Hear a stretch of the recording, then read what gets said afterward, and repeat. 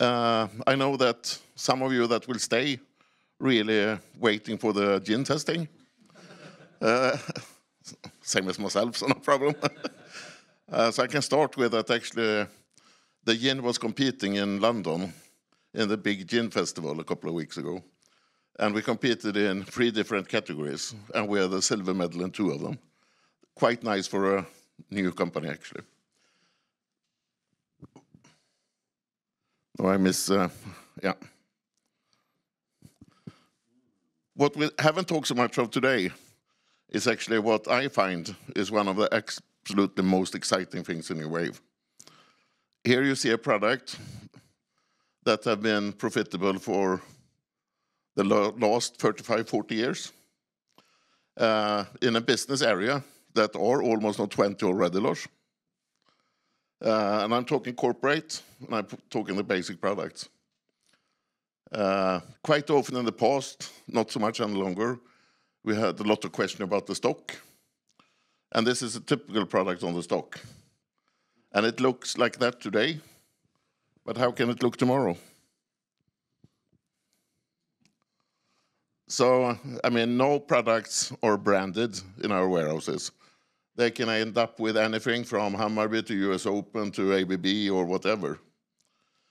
And the key is to have it on stock. I will give you a true story.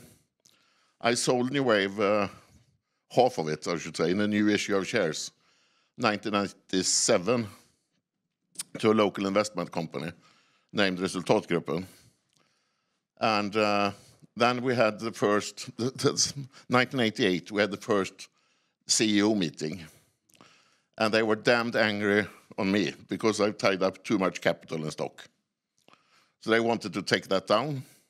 And I should try to defend myself. I said that you should know one thing, that white-tished on stock is more safe than money on the bank.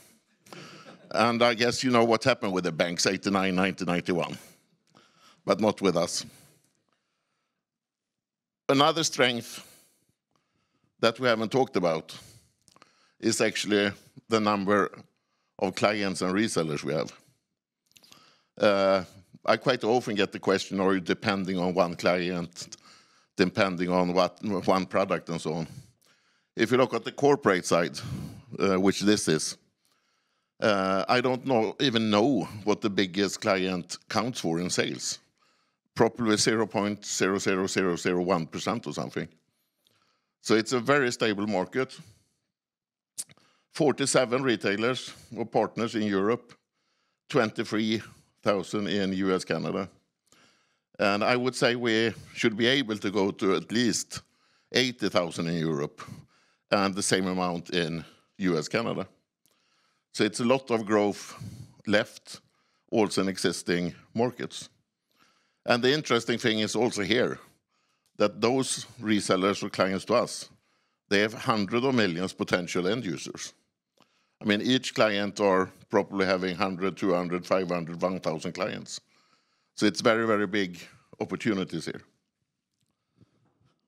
That was basically how I wanted to end this day. But I will be happy to answer any questions. And what we have tried to do is to give you a flavor from different geographical areas, different business areas. And it's always the same, that craft, which I find very exciting and I love. But they also always get a lot of questions about products and everything. I don't think I've heard one single question today about a one-color T-shirt or sweatshirt. And I want you to remind you about that. 35 years in profit.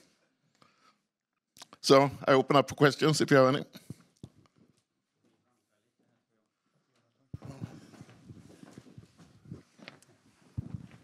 Thank you, Torsten.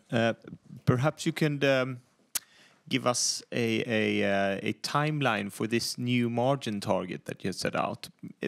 Maybe if you can think about the sort of, we call it bull case in the market, but a positive scenario in how quickly you could reach it, and more a base case scenario.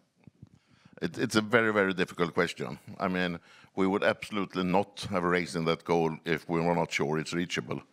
But for example, just take right now, when we acquired BTC 1.5 years ago, what is it, Lars, 700 million SEK in turnover, operating margin on 7%. We're quite tense on, no operating margin at all. So I mean, that burns. So I think that we should see if we can find one way or some way to report how the existing business right now develop, and what is new establishment and what is new acquisitions. Because I don't want to come into that position either as a CEO, that I see a company selling for 100 million US, but with 2% operating margin, and I'm sure we can improve it and reach 20 in that company on 5-6 years. Then I don't want to come to a situation that we don't buy it because we should show 20% profit if it's a good deal. So we should try, Lars, to find a way to make it more clear. But for existing companies, I would say that, I mean, we are almost there, actually. So if we get some better economy, and especially on retail, that it recover a bit from the sports retail, it shouldn't take too long time. So 2025, I hear you saying. Yeah, maybe. No, but this is difficult because we as a management, we of course always want to satisfy the stock market, hopefully every quarter. But we're also responsible for what happened from 2 years from now, 3 years from now, 4 years from now. And it's, I would say, if we stop invest and we didn't care about what the growth will be 27, 28, 29, I think I could promise you 20% margin within 24 months. But if Stefan not start looking at indoor shoes or other shoes and so on, we have nothing to grow with in the next step. And that's a tricky thing to balance all the time. You mentioned Stefan. Will you allow him to enter the US teamwear market before 27? Yeah, I think so. But again, now focus will be Germany. And we believe strongly in Germany. We have started testing in US. But I think that we do a mistake if we spread it out too much.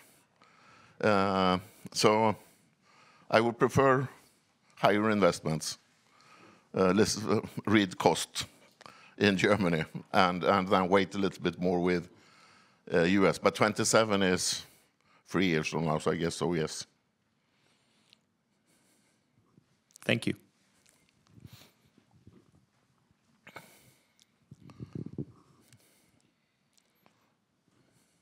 Any more questions? Everybody's waiting for the yin, or? I think so. I think so too. So okay, I hope you have had a nice day, and if you have learned much more about our business and our different operations. Some of you have joined the capital market last year, and then you have met the big part of our management, actually, because then we had Katrin Back and we had ProJobb and so on. So that's it, and I promise you we will do everything we can to create a much, much more successful company than we are today. Thank you very much.